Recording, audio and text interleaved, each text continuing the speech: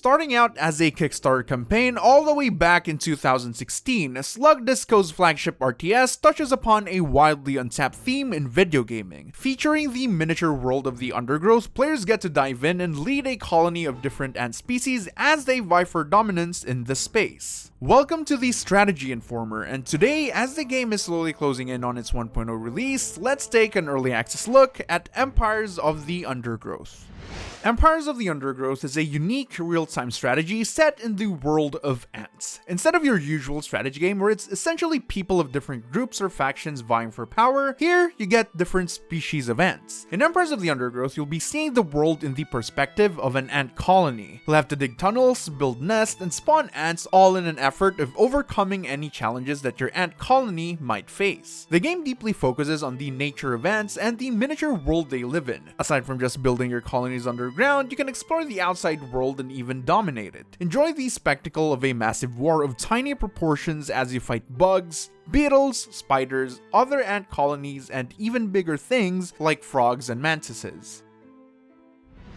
Empires of the Undergrowth has a bunch of different game modes, each slightly different from one another, with some having completely different game mechanics. But because this is an RTS, I would first like to talk about the game's core gameplay, its bread and butter. In Empires of the Undergrowth, everything moves in real time, so quick decision making is a worthwhile skill to have. Although quick decision making is key, a high APM requirement like in other RTSs like StarCraft isn't exactly necessary. At first, the game may feel overwhelming with a bunch of new information being thrown at you. Even someone such as myself, who has played RTSs for as long as I can remember, got quite overwhelmed by how unorthodox the game's mechanics were. But after passing the hurdle of the tutorial, it's actually one of the easier real-time strategy games to play.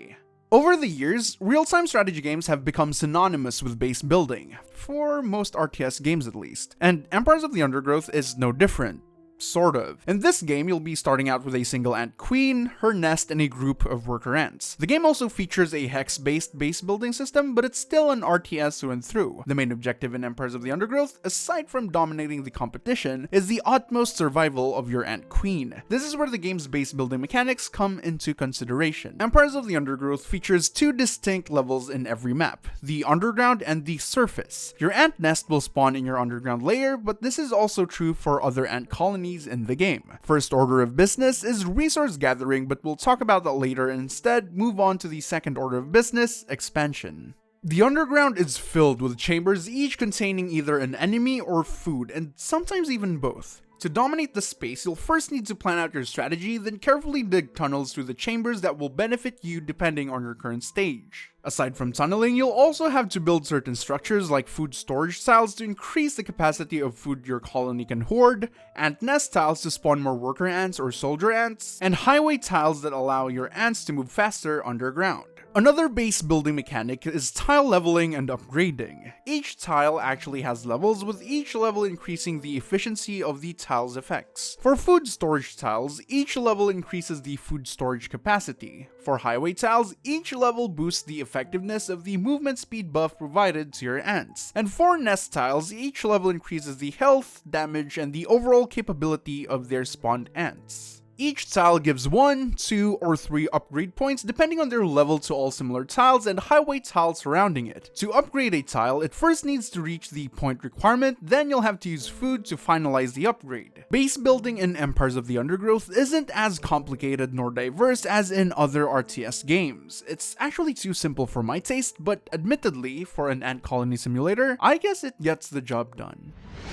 Before you can expand, you'll first need resources to do the expanding with. Well, Empires of the Undergrowth keeps it simple. For most ant species at least. For the most part, the only resource your ant colony needs is food. During the start of your games, food will be located in isolated chambers inside your underground layer. You'll be able to spot them as highlighted green spots. Missions will always start off with a handful of worker ants to get you going, so digging a tunnel through the chambers containing food and having your workers harvest them is always the first step to survive in the Undergrowth. With food in hand, you'll be increasing your food capacity by building more food storage tiles, as well as spawning soldier ants by building their corresponding nests. With your soldier ants being the key to your colony's expansion, you'll want to start dominating the other chambers in your underground layer once you've spawned your army. Hostile bugs and insects can be a threat to your colony, but they also provide you with a great opportunity. Despite being a retaliatory force against your ant army, these hostile creatures also provide a lot of food for the colony.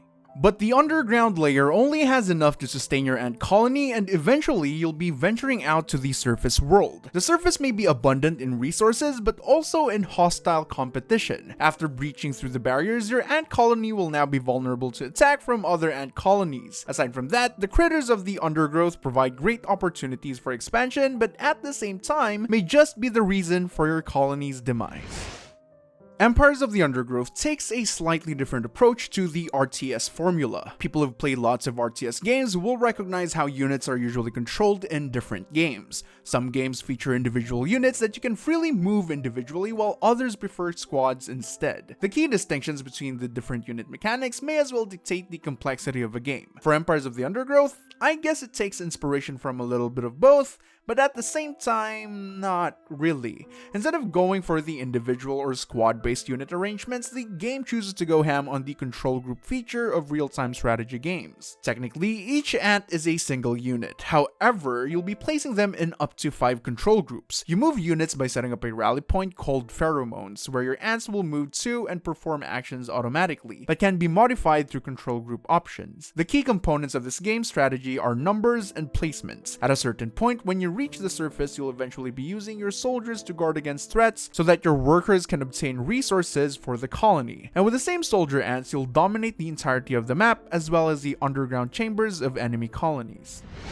As a single-player RTS, Empires of the Undergrowth recognizes the challenge of giving its players much-needed features for replayability. Because of this, various game modes, each with their own distinct features, are available for its players to explore. From a story mode that will have you evolve a genetically engineered ant species, to custom games that lets you tinker your game settings for the perfect sandbox, to even arcade levels that lets you mess around with custom scenarios, with some even having completely different ways to play the game. The story mode is a very distinct game mode in its own right. In other RTS games, the story is usually played out in different scenarios in a linear timeline. In Empires of the Undergrowth, the story plays out closer to that of a roguelike. You'll complete a series of missions, each of varying tiers and difficulty. You can also opt in to re-challenge the missions in higher difficulties, earning more points in the process. Each mission tier features a specific species of ants, and the story scenario will be presented as narrations from a wildlife documentary. But that's not all there is to this game mode. Empires of the Undergrowth story mode actually features a fictional ant species called the Gene Thief, as well as your very own formicarium for them. Here is where the rewards from completing the story missions become useful. The Gene Thief ants are a fast-evolving ant species that can have multiple varying characteristics taken from other ant species. And as the player, you get to decide how they'll evolve by using the resources gained from missions to choose specific traits for evolution. And of course, the formicarium isn't just for show, as missions dubbed Gateway Missions pits your genetically modified ant colony to the test. As for the story, there isn't really much to go on. Basically, there's a group of scientists conducting tests and experiments on their newest creation. Custom games are pretty much just skirmish. This mode just puts you in a sandbox of your own choosing and lets you go wild. The custom mode features 2 different tabs, the skirmish tab and the free play tab. Their only difference is that the skirmish tab basically functions as a quick start option, while free play lets you customize your sandbox even further. The game plays out according to your own set of rules and settings, from victory conditions to even the abundance of food or even enemy critters. The arcade mode features a myriad of scenarios and handcrafted games for you to challenge and explore. This mode enhances the replayability of the game by a staggering amount, and with planned mod support and community-made content, this just might be Empires of the Undergrowth's well of replayability for years to come. Aside from the unique scenarios that play mostly the same from the main game modes, the arcade mode also features scenarios that have completely different gameplay. One such example is the Battle Arena, where you can freely pit group of species from the Undergrowth as they duke it out for survival. Another example of a unique scenario in the arcade mode is the Tug of War, which turns the game into an auto battler where you choose the best composition to push the enemy back and destroy their queen. There are many different ways to play in the arcade mode, and its catalog will only continue to grow in the future.